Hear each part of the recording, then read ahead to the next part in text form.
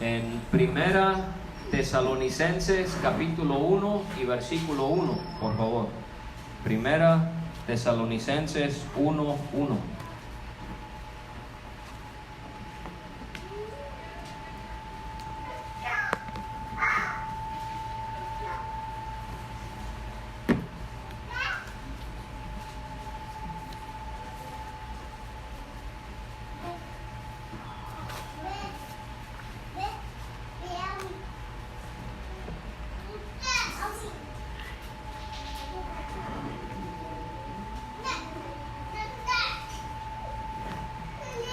Si Dios permite y si los hermanos me piden poder compartir la palabra, quisiera en las siguientes visitas poder estudiar con ustedes la primera carta a los tesalonicenses, capítulo por capítulo, versículo por versículo. Es muy útil y provechoso que la Biblia se estudie de esta manera, que podamos estudiarla en el orden en el que el Espíritu Santo nos lo da en su palabra. Así que espero que pueda ser de bendición para cada uno al ver esta primera carta a los tesalonicenses. Vamos a leer entonces el capítulo 1 y versículo 1 al 10.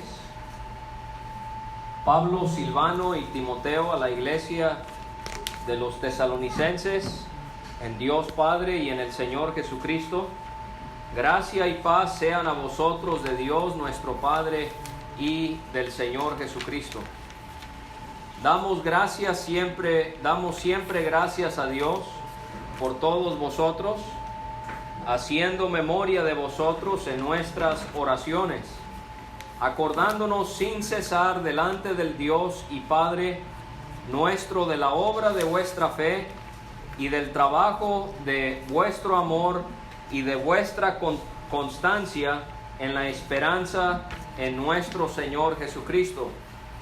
Porque conocemos, hermanos amados de Dios, vuestra elección, pues nuestro evangelio no llegó a vosotros en palabras solamente, sino también en poder, en el Espíritu Santo y en plena certidumbre. Como bien sabéis, cuáles fuimos entre vosotros por amor de vosotros.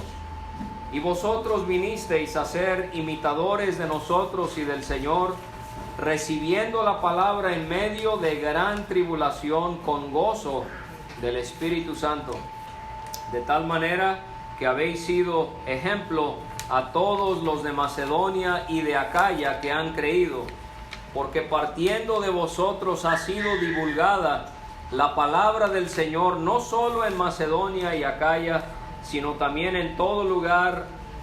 Vuestra fe en Dios se ha extendido, de modo que nosotros no tenemos necesidad de hablar nada, porque ellos mismos cuentan de nosotros la manera en que nos recibisteis y cómo os convertisteis de los ídolos a Dios para servir al Dios vivo y verdadero, y esperar de los cielos a su Hijo, al cual resucitó de los muertos, a Jesús, quien nos libra de la ira venidera.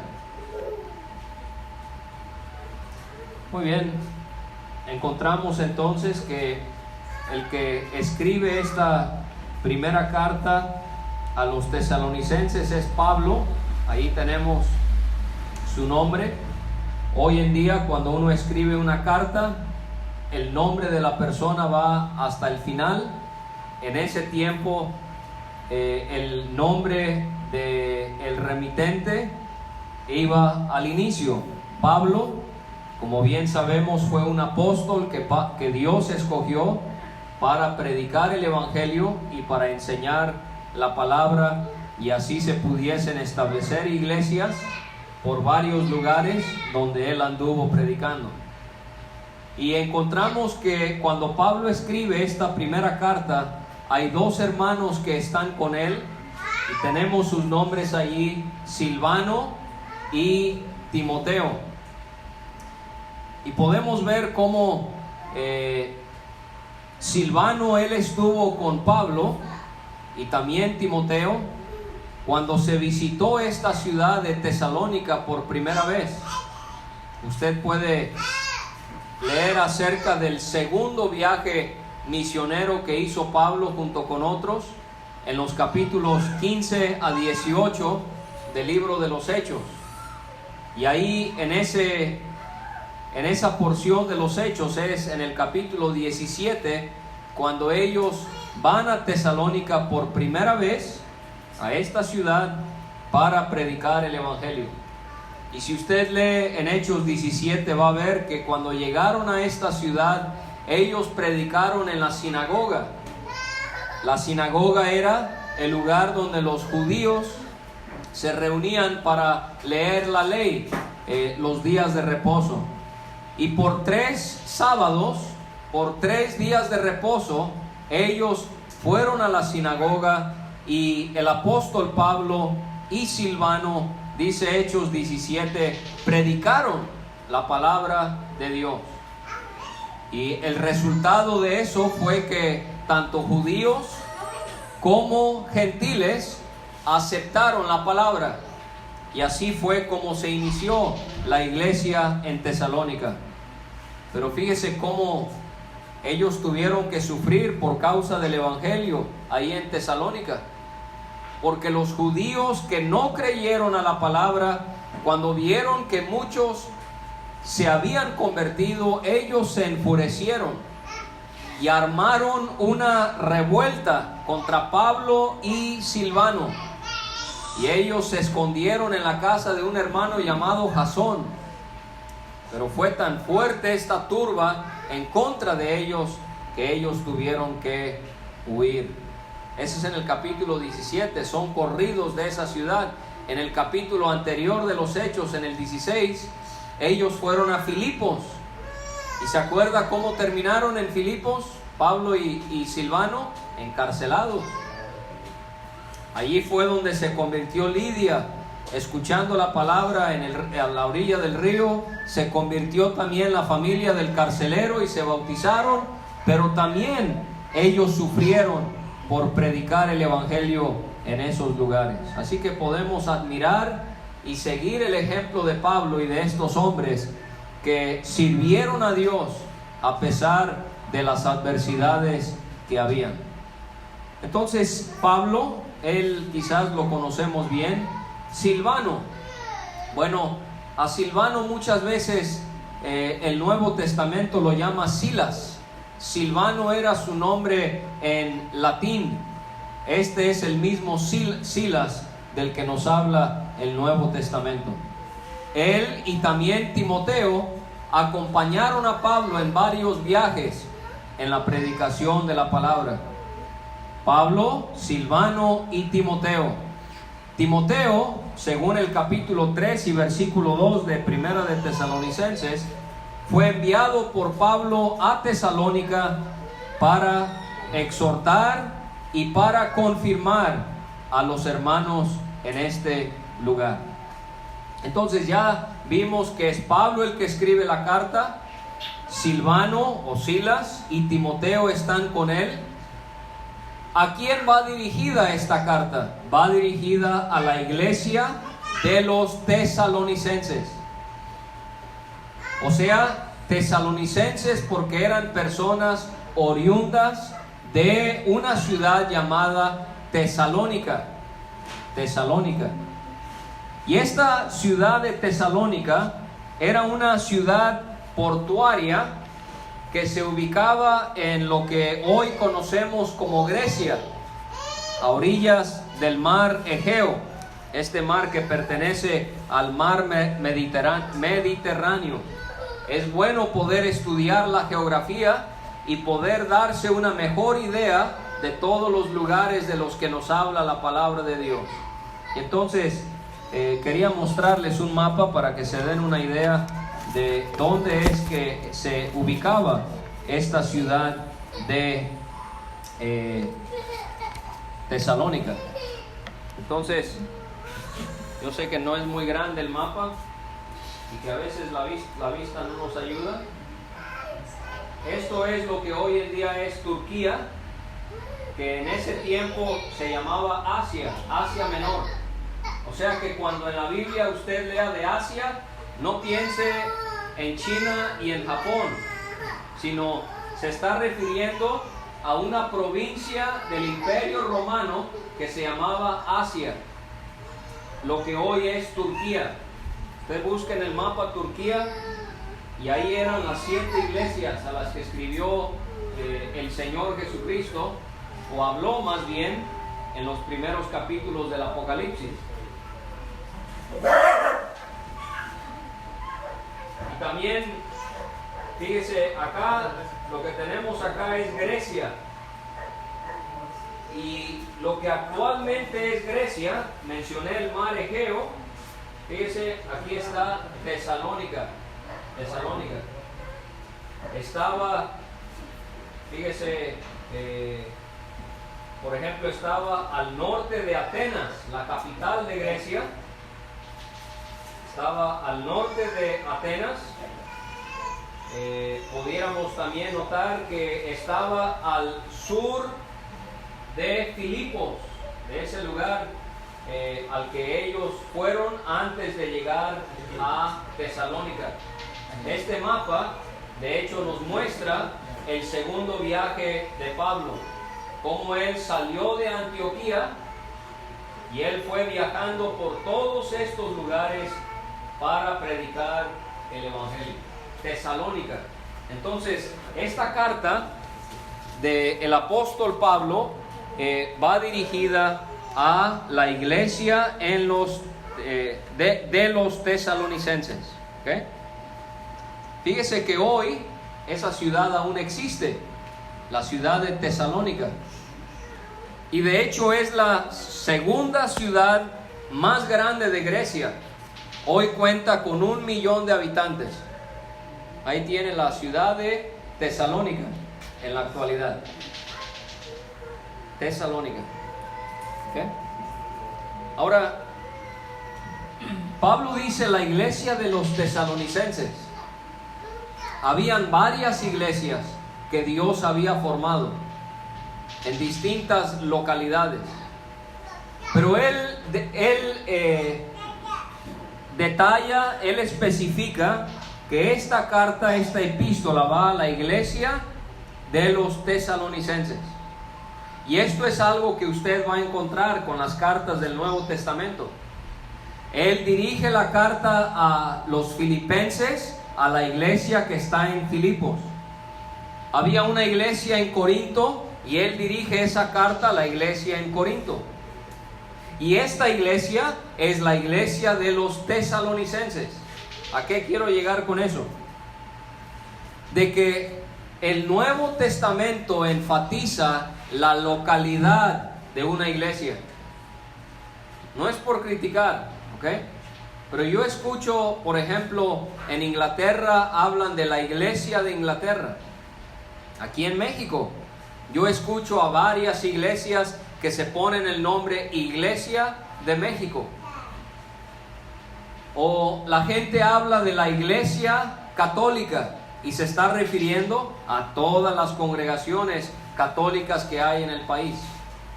Bueno, realmente no deberíamos de hablar así. O la iglesia bautista de México, o qué sé yo.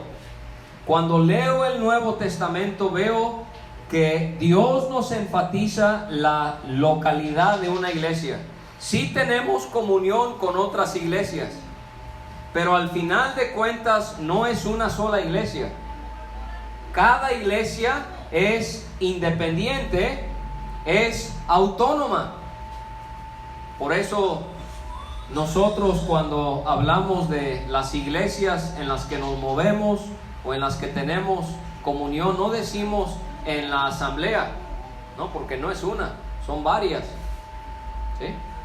Y así lo puedo encontrar en el Nuevo Testamento. Pablo dirige esta epístola a la iglesia de los tesalonicenses. No era la iglesia de Jerusalén, porque en Jerusalén había iniciado el evangelio. Pero todas las iglesias no se llamaron, vamos a ponernos la iglesia de Jerusalén. No, era la iglesia de Corinto, era la iglesia de Filipos, era la iglesia en Éfeso, ¿sí? Cada una era independiente. No se llamaron tampoco la iglesia de Grecia, no. ¿Por qué? Porque cada iglesia, Dios quiere ver ese factor de la localidad que tiene. Es a la iglesia de los tesalonicenses. Y él dice que esta iglesia de los tesalonicenses, y que sería igual para toda iglesia, dice él que esta iglesia está en Dios Padre y en el Señor Jesucristo. ¿Cómo es que Pablo nos está haciendo ver, tanto a nosotros como a ellos, que los hermanos y la iglesia estaban en Dios Padre y en el Señor Jesucristo? Qué especial, ¿verdad? Que nosotros no estamos en una secta de algún hombre o de alguna mujer. Usted y yo, que buscamos reunirnos conforme a la palabra de Dios, podemos formar parte de una iglesia que esté en Dios Padre y en el Señor Jesucristo. Ahora, qué interesante. No dice nomás que estaban en Dios Padre, estaban también en Jesucristo. ¿No ve? Estos versículos me confirman que tanto Dios como Jesucristo son uno solo. Porque hay una secta religiosa que, si no fuera por la pandemia, temprano, cuando usted todavía está dormido el sábado por la mañana, ¿verdad?, llegan y quieren hablar del reino. No voy a decir quiénes, pero usted se imaginará quiénes son. Hablan del reino y de los 144,000. Y ellos le dirían, sí, está el Padre, está Jesucristo, pero como Jesucristo es el Hijo, Él no es Dios. No es Dios. No, mire cómo en el versículo 1 Pablo pone al Padre y al Hijo en un mismo nivel. Ustedes, dice él, están en Dios Padre y en el Señor Jesucristo. Lo mismo, fíjese que lo hace en el versículo 3. Acordándonos sin cesar delante del Dios y Padre nuestro, de la obra de vuestra fe, del trabajo de vuestro amor, de vuestra constancia en la esperanza. ¿En quién? En nuestro Señor Jesucristo. Los vuelve a poner en un mismo nivel. Fíjese en el versículo número 10. Esperar de los cielos a su Hijo, al cual resucitó de los muertos. Entonces podemos ver cómo el apóstol Pablo pone a Dios y al Señor Jesucristo en un mismo nivel. ¿Por qué? Porque ambos son Dios. Ustedes, dice él, están en Dios Padre y en el Señor Jesucristo. Y muchas veces Pablo comenzaba sus cartas, guiado por el Espíritu, deseándoles algo a los hermanos. En esta ocasión les desea gracia. Gracia es un favor inmerecido. Él les desea esos favores que no merecemos por parte de Dios. Gracia. Y esa gracia muéstrenla a los demás. Muéstrenla al pasar por tribulaciones. Gracia y paz. Como el cristiano necesita paz. Con tantas angustias, con tantas aflicciones que podemos tener, nosotros como creyentes podemos disfrutar de la paz de nuestro Dios, que dice Pablo a los filipenses, pasa todo entendimiento. Así que Pablo le desea a estos hermanos gracia y paz. Y sean, ¿de quién viene? Este era el que yo buscaba. Yo les leí el 10, pero no, me había equivocado. Era aquí mismo en el 1. ¿De quién viene la gracia y la paz? de Dios nuestro Padre y del Señor Jesucristo. ¿Por qué? Porque los dos son Dios. Si Jesucristo no fuese Dios, ¿Él nos podría dar lo mismo que nos puede dar el Padre? No podría. Tendría que ser Dios, y lo es. Bueno, en el versículo 2, Pablo empieza a hablar de lo bueno que él podía ver en los tesalonicenses. Hay algunas cosas que él va a tener que corregir en ellos, pero ¿qué hace primero? Le reconoce las cosas buenas. Y sabe, así debemos de ser nosotros. Como humanos, nuestra tendencia es ver solamente lo que en otros. ¿Lo bueno o lo malo? Lo malo, ¿verdad?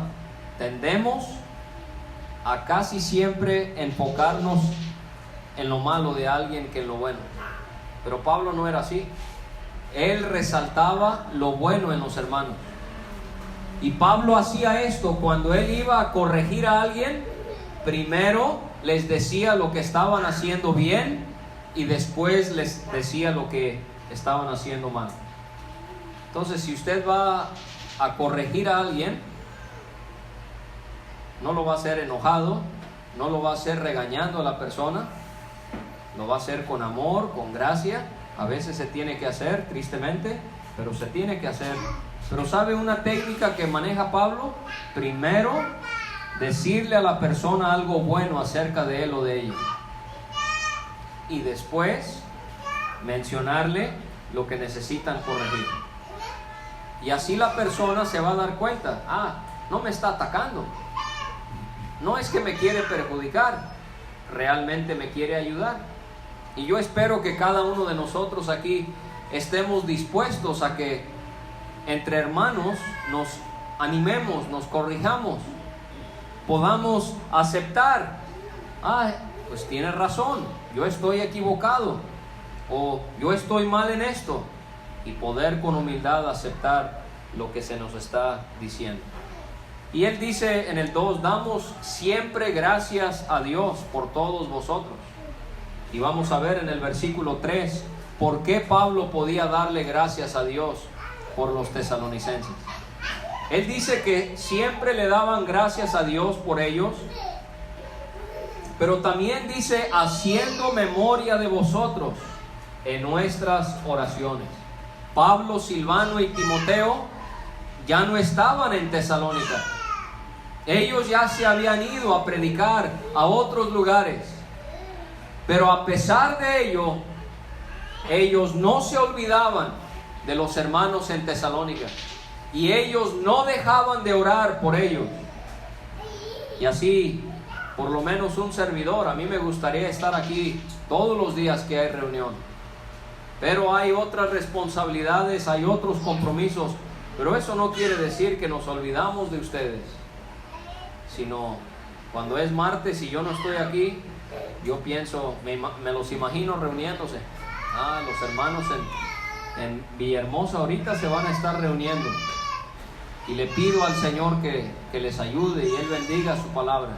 Y así usted desarrolle el hábito de no solamente orar por los hermanos aquí y por la palabra aquí, sino orar por otros hermanos que vamos conociendo, para que Dios pueda prosperar su palabra y sus vidas también a ellos en otros lugares.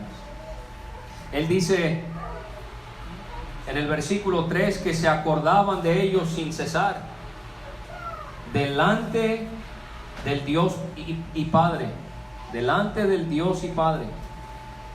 Y él va a decir 3 cosas acerca de la iglesia en Tesalónica. ¿Cuáles son esas 3 cosas?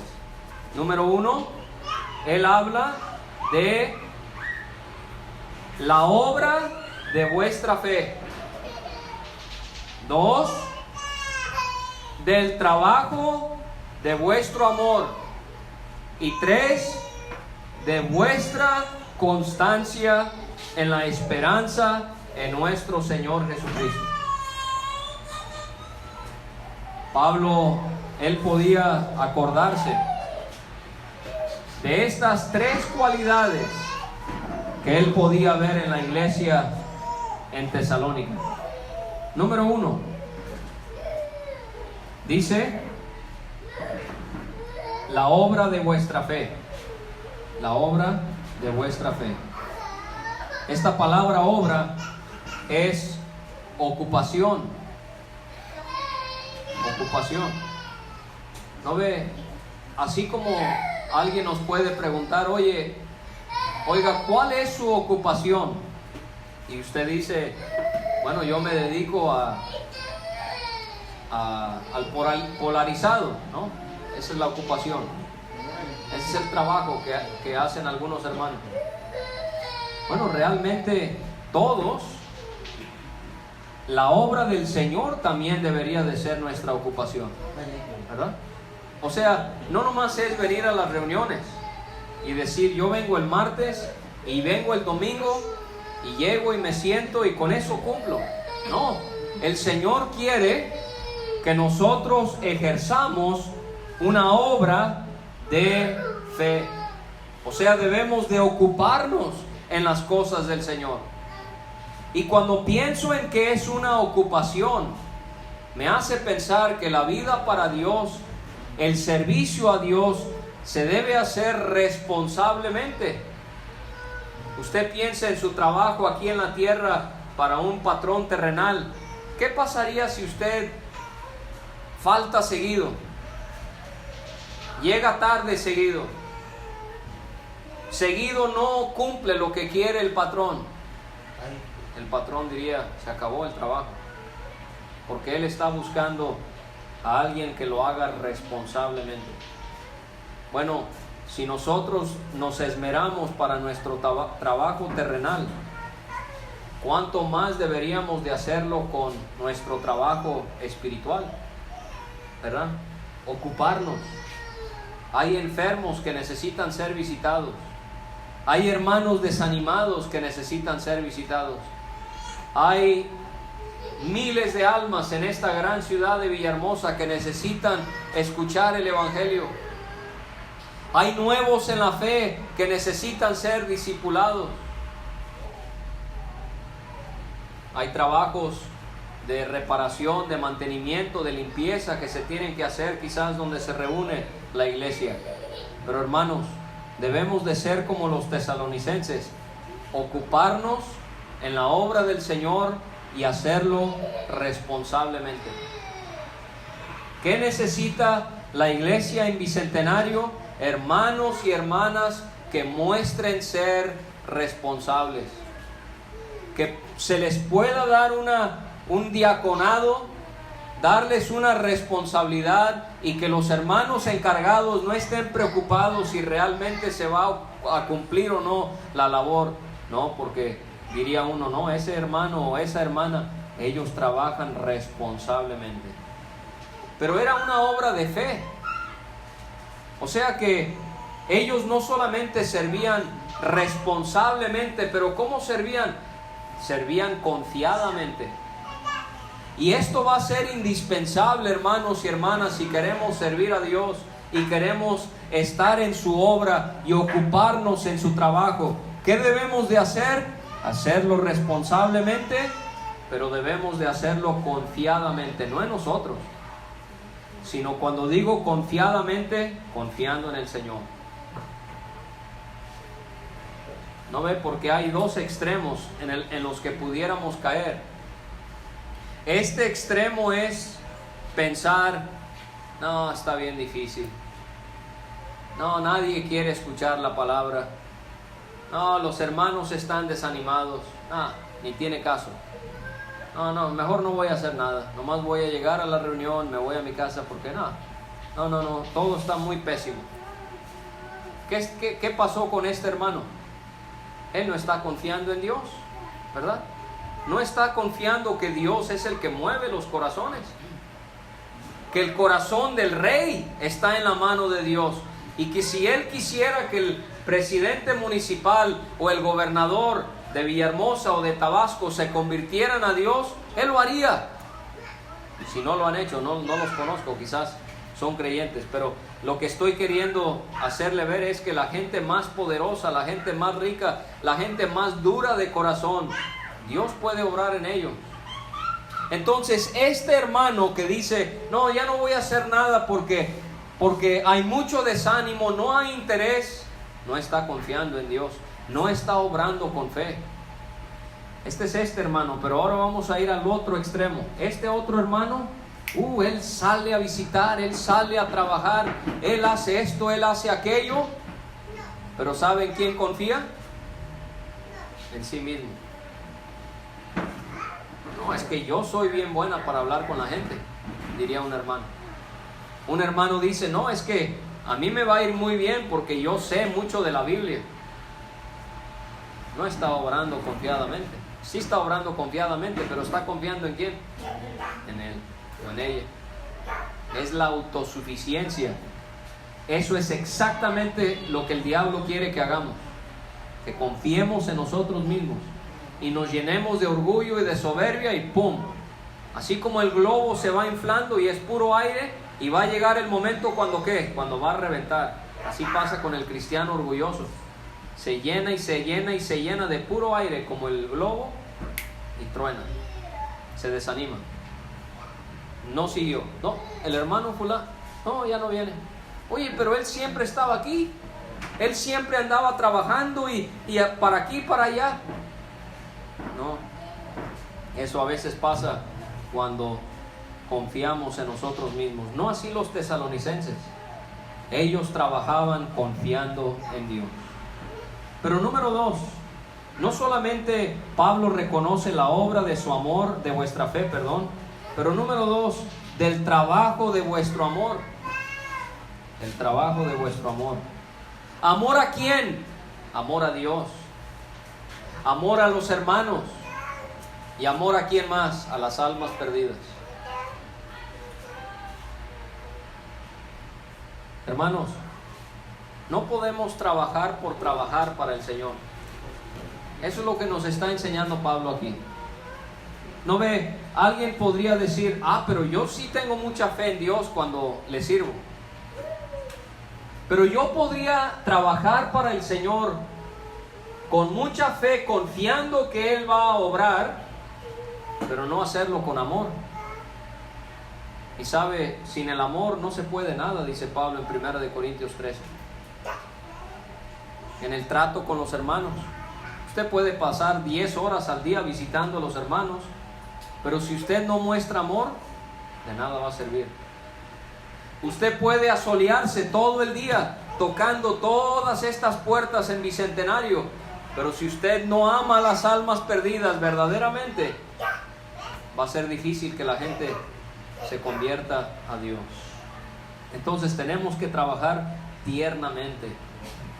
Tenemos que trabajar responsablemente, confiadamente, pero tenemos que hacerlo tiernamente. Tiernamente. No se enoje cuando alguien en la calle le diga, yo no creo en Dios, o no creo en tu religión, o le diga, estás mal. No se enoje, porque cuando nos enojamos y empezamos a discutir con la persona, ya fallamos. Mejor en amor, dígale algo a esa persona tranquilamente. Usted compártales el Evangelio de Cristo, y si no quieren, eso es cuestión de ellos, pero no empiece a discutir. No discuta con los incrédulos, con los hermanos. A veces podemos tratarnos tan bruscamente. Oye, ¿por qué no has venido? O estás bien mal en lo que hiciste, ¿no? No, tiernamente, hermana, le hemos extrañado. Todo está bien. No le vaya a pasar lo que le pasó a los hermanos que regañaron a un hermano que faltó varias semanas a las reuniones.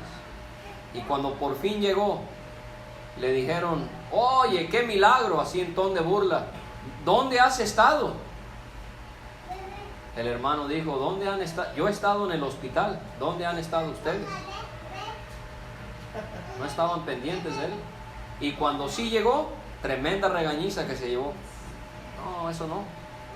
A pesar de que un hermano como decimos, la riegue bien mal, aún así, hermanos, tenemos que tratarlo tiernamente. Los tesalonicenses trabajaban con fe, trabajaban con amor. Trabaje para Dios responsablemente, tiernamente, ¿cuál fue la primera? Responsablemente, tiernamente, confiadamente. ¿Okay? Pero ahora fíjense la tercera cosa que Pablo reconoce en ellos. Él reconoce vuestra constancia en la esperanza en nuestro Señor Jesucristo. Constancia. ¿Qué veía Pablo en los tesalonicenses? Perseverancia, resistencia. Y no la tenían fácil. Acuérdense que en este mismo lugar se armó toda una turba para correr a un evangelista. A mí no me ha tocado todavía aquí en Bicentenario que me pase eso, ni en ningún lugar donde he predicado en México.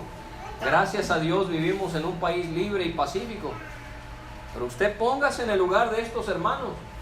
Vivían en un lugar donde el cristianismo estaba prohibido. Y aún así trabajaban con fe. Aún así trabajaban con amor. Pero aún así, ¿qué hacían? Trabajaban con una constancia en la esperanza de nuestro Señor Jesucristo. ¿Sabe? A mí me da mucho gusto cuando yo vengo aquí con ustedes ver caras nuevas. Eso siempre es bueno. Pero ¿sabe qué me da hasta más gusto que caras nuevas? Ver las mismas caras. ¿Por qué? Porque me habla de perseverancia, de constancia. Sí, porque ¿de qué sirve que lleguen 1000 personas nuevas y pasado mañana ya no estén? Qué bueno que vinieron, ¿verdad? Pero es todavía mejor cuando vemos esa constancia, esa perseverancia en las cosas de Dios. ¿Sabe cómo servían los tesalonicenses? Constantemente. No eran como el electrocardiograma. ¿Le han hecho un electrocardiograma? ¿Cómo va? Sube, baja, ¿verdad?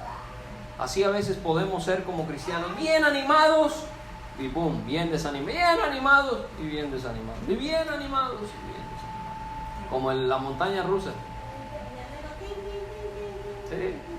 No, los tesalonicenses iban siempre perseverando. Yo me acuerdo del hermano Fausto cuando estaban en Ciudad del Carmen y se empezó allá la asamblea, y él muchas veces me decía que mejor es ir lento, pero ir a paso seguro, que ir rápido, ¿verdad? Y es cierto, es muy cierto. Es mejor ir lento, pero perseverar. Y qué bueno, hermano, hermana, que usted persevera, que usted está constantemente aquí sirviendo al Señor. Seamos como los tesalonicenses, quienes servían constantemente. Ahora, ¿por qué podían ellos servir con constancia? ¿En quién tenían la esperanza? En nuestro Señor Jesucristo.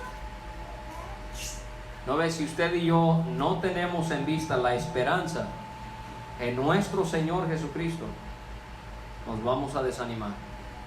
¿Cuál es la esperanza de nuestro Señor Jesucristo? Yo creo que se está refiriendo a lo que vemos en el 10. Esperar de los cielos a su Hijo.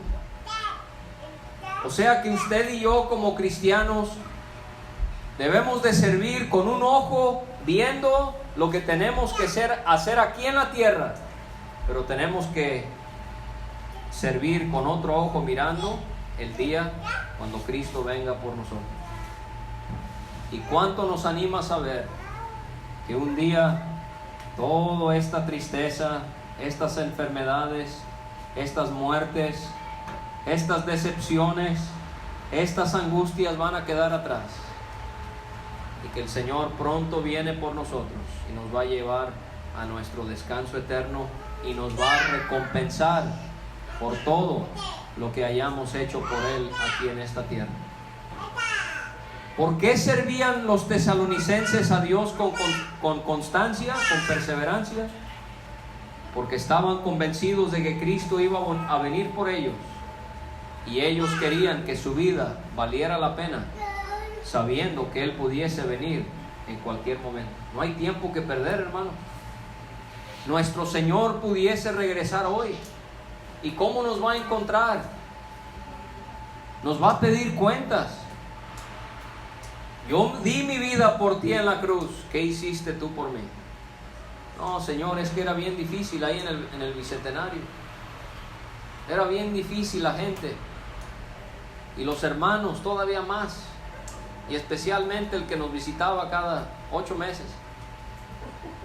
No, era bien difícil, Señor. El calor y las pruebas. No, hermanos, los tesalonicenses, a pesar de las adversidades, ellos servían con la venida de Cristo en mente, y por eso lo podían hacer constantemente. Entonces ahí están las 3 cosas que Pablo reconoce en ellos. Las voy a repasar. La obra de vuestra fe. Sirvamos confiadamente. La obra de vuestro amor. Sirvamos tiernamente. Y vuestra constancia, número 3, en la esperanza en nuestro Señor Jesucristo. ¿Cómo servían los tesalonicenses? Constantemente. ¿Por qué? Porque tenían la mirada puesta en la esperanza de nuestro Señor Jesucristo.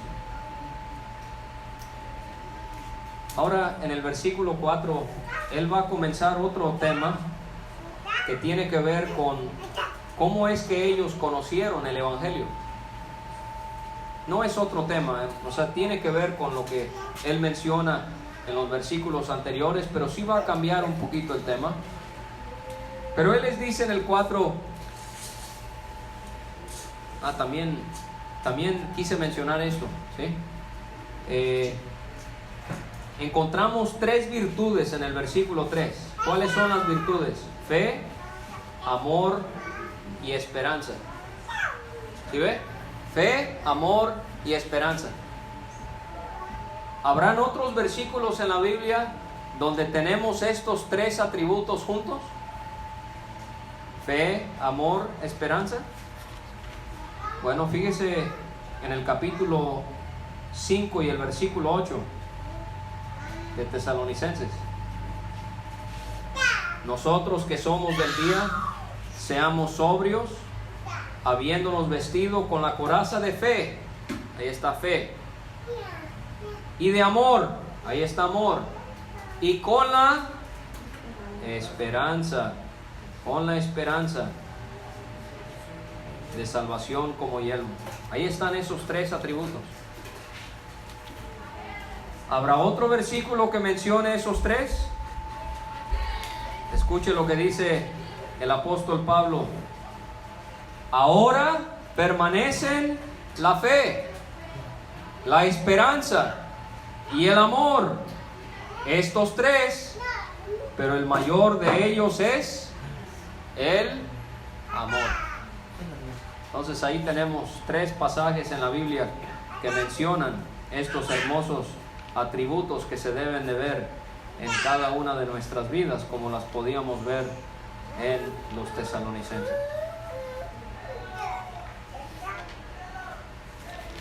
Ahora sí, entonces en el 4 Pablo dice: porque conocemos, hermanos amados, les recuerda con eso que habían sido amados por ¿quién?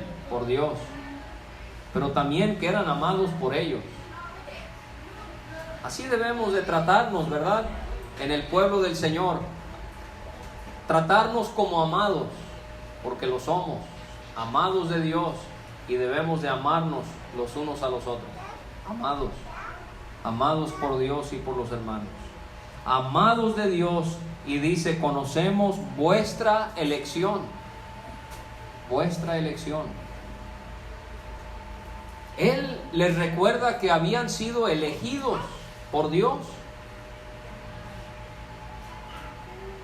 Pedro también habla de esta elección en 2 de Pedro 1:10. Y esto debe de maravillarnos esta noche, pensar que si usted y yo hemos sido salvos, Dios nos eligió antes de que hubiésemos aceptado a Cristo, antes de que hubiésemos nacido, antes de que el universo haya sido creado. Dios ya le había elegido. Qué misericordia la de Dios, y qué sabiduría la de Dios. Hermano, hermana, si Dios le eligió mucho antes de que siquiera usted haya nacido, mucho antes de que este mundo existiera, si Él ya le tenía en mente para salvación, ¿será que Dios no conozca cuáles son sus necesidades hoy? Claro que las conoce. Y esto les habrá consolado mucho a los tesalonicenses. Conocemos, hermanos amados de Dios, vuestra elección. ¿Y por qué les habla de la elección? Bueno, Él quiere que se maravillen de la inmensa misericordia y de la sabiduría de Dios, pero les va a hablar acerca de la elección porque Él quiere que ellos recuerden, según lo que vamos a ver en el 5, que ellos no les servían ¿a quién? A Pablo. Pablo no los había elegido. Le servían a Dios. ¿Por qué? Porque Él sí los había elegido. Y dice Pablo en el versículo 5, nuestro evangelio no llegó a vosotros en palabras solamente.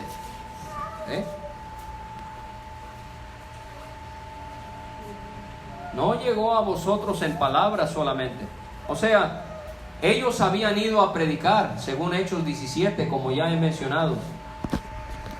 Pero ¿habían sido meras palabras que ellos habían predicado, así palabras cualquiera? No. ¿Cómo habían sido estas palabras? Dice Pablo en el 5,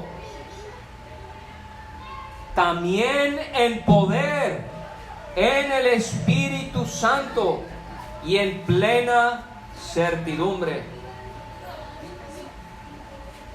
¿No ve? Pablo reconoce, hermanos tesalonicenses, ustedes no se convirtieron porque era mi palabra la que yo prediqué. No, ustedes se convirtieron porque yo predicaba el mensaje del Evangelio en poder, en el Espíritu y en plena certidumbre. ¿Qué necesitamos aquí en este lugar donde ustedes se reúnan para que Dios continúe prosperando su palabra? ¿Será que tengamos que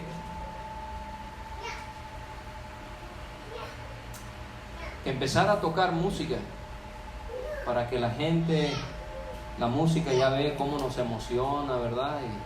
Y nos hace sentir bonito, y nos hace mover, y nos hace llorar? No. La gente no necesita música para aceptar a Cristo. No, dice alguien, mejor vamos a poner películas. Una película sobre la tribulación y vamos a asustar a la gente para que acepte a Cristo y por el susto acepte la salvación. Que no puedan ni dormir porque les da tanta pesadilla la película que les vamos a poner. ¿No? ¿Qué necesitamos, hermano? Predicar en el poder del Espíritu Santo. No se necesita un lugar ornato. No se necesitan hombres que hayan ido a un seminario o que tengan un cierto título. No necesitamos obras de teatro, películas o bandas musicales. ¿Qué es lo que necesitamos?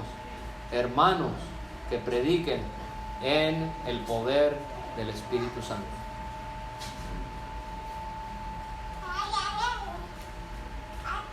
Ahora, cuando él dice en el poder, en el Espíritu Santo y en plena certidumbre, o sea, Pablo decía, yo puedo predicar con plena seguridad, no porque es mi mensaje, sino porque es el mensaje de Dios, y lo hago en el poder del Espíritu Santo.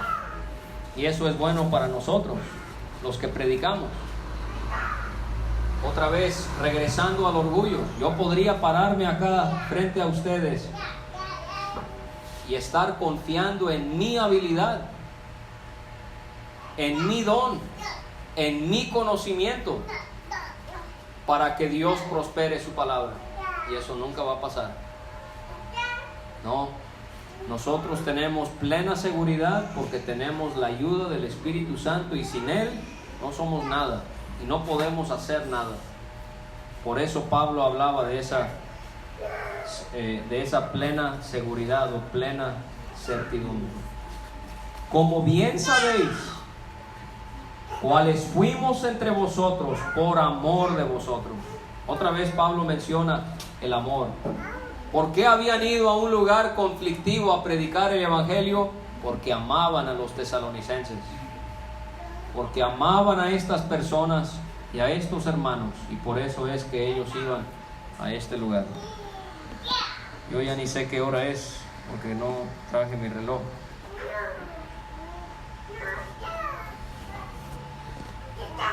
Bueno, vamos a ver el versículo 6 rápidamente.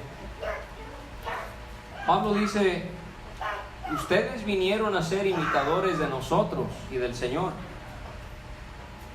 O sea que los tesalonicenses habían imitado a Pablo y a los que iban con él, pero sobre todo ¿a quién? Al Señor. Ahora, usted y yo como cristianos, no tiene nada de malo que busquemos buenos ejemplos en hermanos y hermanas y sigamos su ejemplo. Eso es bueno. Buscar a un hermano o una hermana que tengan un buen ejemplo y querer seguir ese ejemplo. Lo malo sería poner la mirada solamente en ellos y no poner la mirada en el Señor, ¿verdad? Porque el Señor es nuestro máximo ejemplo. Esto también, hermanos, nos habla de la responsabilidad que debemos de sentir cada uno de nosotros que somos cristianos, que hay otros hermanos que nos están mirando. ¿Qué ejemplo le estoy yo dando a los demás? Mi vida ayuda a que los hermanos sean más entregados, más piadosos, más amorosos al Señor. ¿O será posible que mi vida resulte en que los hermanos más bien se alejen, se desanimen, se apaguen de las cosas del Señor? Y aquí vemos cómo era la vida de estos hermanos tesalonicenses, porque dice en el 6: recibiendo la palabra en medio de gran tribulación. Otra vez, no la tenían fácil. Su vida era una gran tribulación. Ahora, esta no es la gran tribulación de Apocalipsis, ¿sí? Esta gran tribulación es las pruebas que usted y yo sentimos como cristianos. Porque para que inicie la gran tribulación, ¿qué tiene que suceder? Cristo tiene que venir a tomar a su iglesia. Entonces no podía ser la gran tribulación. ¿Por qué? Porque Cristo no ha venido todavía. Él, cuando menciona la gran tribulación, Él está hablando de las pruebas, de las dificultades que los hermanos recibían en sus vidas. Recibiendo la palabra en medio de gran tribulación. Pero ¿cómo vivían? Con gozo del Espíritu Santo. Con gozo. Gozo del Espíritu Santo. Gálatas capítulo 5 nos enseña que ese es el fruto del Espíritu, el gozo. Como creyentes, a pesar de nuestras aflicciones, podemos tener gozo. ¿Por qué? Porque sabemos que Dios está en control de todas las cosas y que Él va a obrar a su tiempo para remediar la situación que nosotros tengamos. Y así nosotros también, aunque haya gran tribulación en nuestras vidas, poder vivir en el gozo del Espíritu Santo. Ellos habían sido ejemplo, dice el versículo 7, a todos los de Macedonia. Macedonia estaba al norte de Grecia, donde estaba Tesalónica, Macedonia, y de Acaya. Acaya es Asia. Fíjese cómo los hermanos en Tesalónica, no había WhatsApp en ese tiempo, ¿verdad? no habían celulares ni teléfonos. Y aún así se estaba divulgando ¿qué? Que los hermanos en Tesalónica eran un ejemplo. Qué bonito sería, ¿verdad?, que de aquí de Bicentenario se vaya saliendo a otros lugares, que se divulgue. No, allá en Bicentenario hay hermanos que realmente sirven al Señor y que están bien animados y que trabajan. Eso es lo que queremos, no porque estamos buscando el reconocimiento del hombre, pero ser de ejemplo a todos. Dice aquí que ellos fueron de ejemplo a los de Macedonia y a los de Acaya que habían creído. Dice Pablo en el 8 que porque partiendo de vosotros ha sido divulgada la palabra del Señor. ¿Cómo estaban dando ejemplo? La palabra del Señor, ellos la estaban compartiendo. Recuerde que Tesalónica era una ciudad portuaria. Y en un puerto, ¿qué hay? Mucha gente que llega y que sale. Y toda esta gente que estaba llegando y saliendo, los hermanos tesalonicenses les compartían la palabra. ¿Sí? La palabra se estaba divulgando, no solo en Macedonia, no solo en Acaya, sino que también en todo lugar vuestra fe en Dios se ha extendido. ¿No ve? El trabajo del Evangelio no es nomás de unos cuantos hermanos, es trabajo de todos. Es nuestra responsabilidad salir. Bueno, ya nos enfocamos en estas 2 cuadras, vamos ahora a ir más allá. Y después de eso vamos a ir quizás más a un pueblo cercano aquí a Bicentenario, a otra colonia cercana. Y así que el Evangelio sea divulgado como lo hicieron los tesalonicenses. Y Pablo dice que ellos tenían un testimonio tan bueno que dice al final del 8, de modo que nosotros no tenemos necesidad de hablar nada. Pablo está diciendo, reconozco que ustedes están sirviendo de una manera ejemplar. Y dice en el 9, porque ellos mismos cuentan de nosotros la manera en la que nos recibisteis. Ellos habían recibido a Pablo, a Silvano, a Timoteo. ¿Y cómo os convertisteis? Esto se estaba divulgando por todos lados, de los ídolos a Dios. A ver si su mente trabaja y puede entender algo muy serio acerca de la idolatría. Si convertirme de los ídolos es a Dios, entonces ¿de quiénes serán los ídolos? Se lo dejo. Se convirtieron de los ídolos a Dios. O sea que no puedo estar con Dios y con los ídolos a la misma vez. Y si me convierto a Dios, los ídolos de quién habrán sido. Ahí se lo voy a dejar para que usted lo medite. Se habían convertido los tesalonicenses de los ídolos a Dios para servir al Dios vivo y verdadero. Nosotros no servimos a un Dios como el ídolo que está muerto. No, nosotros servimos al Dios vivo. Nosotros no servimos a unos ídolos que son falsos. Nosotros servimos a un Dios que es verdadero, vivo y verdadero. Y terminemos con el versículo 10. Esperar de los cielos a su Hijo. Esperar de los cielos a su Hijo. Pablo les anima a que ellos puedan esperar la venida del Señor Jesucristo. Así nosotros también, hoy, hermano, hermana, mientras trapeaba, mientras trabajaba, mientras caminaba por la calle, mientras se despertaba esta mañana, pensó, Cristo podría venir hoy. Deberíamos de esperar, ¿sí? Así como esperamos al del agua, ¿verdad? Porque sabemos que viene todos los martes y jueves y esperamos a este o aquel Así deberíamos con la venida de Cristo esperarlo. Estar expectantes, pendientes, como si Él pudiese venir hoy mismo.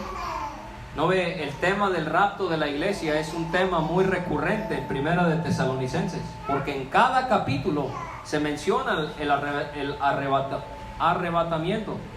En el capítulo 1 y en el versículo 10 deberíamos de esperarlo. Fíjese en el capítulo 2 y versículo 19. Porque ¿cuál es nuestra esperanza o gozo o corona de que me gloríe? ¿No lo sois vosotros delante de nuestro Señor Jesucristo en su venida? Ahí tenemos ya en el capítulo 2 el rapto. Y ahí el rapto tiene que ver con nuestra recompensa que vamos a recibir del Señor. Vamos a ver si está en el capítulo 3. Fíjese en el versículo 13. Para que sean afirmados vuestros corazones, irreprensibles en santidad, delante de Dios nuestro Padre, en la venida de nuestro Señor Jesucristo con todos sus ángeles. El arrebatamiento hay que esperarlo, es el capítulo 1. El arrebatamiento hay que pensar en la recompensa que vamos a recibir, ese es el capítulo 2. El arrebatamiento en el capítulo 3 tiene que ver con que debemos de estar afirmados. En el capítulo 4, versículos 13 a 18, Pablo detalla el arrebatamiento y si usted lo lee después, se va a dar cuenta que el rapto de la iglesia, dice el versículo 18, por tanto alentaos los unos a los otros con estas palabras.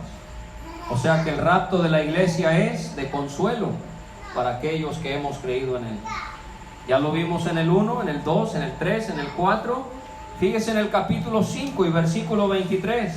Y el mismo Dios de paz os santifique por completo, y todo vuestro ser, espíritu, alma y cuerpo sea guardado irreprensible. ¿Para qué? La venida de nuestro Señor Jesucristo. En cada capítulo está el arrebatamiento de la iglesia. Y aquí en el capítulo 5, la venida de Cristo debe de hacer que yo me santifique a Él, alma, cuerpo y espíritu, siempre para Él, porque yo sé que Él podría venir en cualquier momento. Así que Pablo les dice, esperar de los cielos a su Hijo, el cual resucitó de los muertos, a Jesús. Y quiero terminar donde Él dice, quien nos libra de la ira venidera. ¿Cuál es esa ira venidera? Bueno, sí, yo creo que tiene que ver con el lago de fuego. Pero en el libro de Apocalipsis ya no pude, porque el tiempo, como que el reloj aquí en Bicentenario avanza más rápido, ya se nos fue el tiempo. Pero yo podría mostrarles cómo en el capítulo 6, capítulo 11, en el capítulo 14, capítulo 16 y capítulo 19 del Apocalipsis, la gran tribulación es llamada la ira de Dios o la ira del Cordero. O sea que cuando Pablo habla en Tesalonicenses que Cristo nos libra de la ira venidera, se está refiriendo a la tribulación. O sea que cuando alguien le diga o le enseñe que la iglesia va a estar aquí en la tierra durante la gran tribulación, no, señor. La Biblia enseña que el Señor, cuando venga a los cielos, Él nos va a librar de la ira venidera. Porque cuando el Señor venga, ahí es cuando empieza la tribulación. Si usted cree que usted va a estar aquí en la tierra durante la tribulación, a ver cómo le va. Pero yo no voy a estar aquí.